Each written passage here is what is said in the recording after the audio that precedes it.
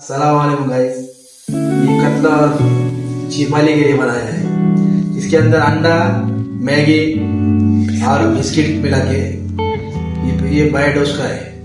और ये दूसरा बाइट बनाया है, इसके अंदर बोमिल, सुकट। क्या बात है सर, क्या बात है सर, क्या बात है, ये बात है। ये और ये चिपाली और कतला और ये राव के लिए।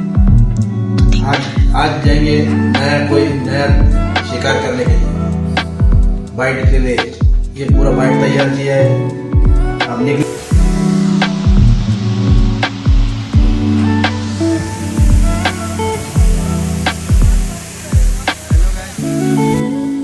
नए डैम पे आए हुए, अब देखेंगे शिकार होता कि नहीं होता।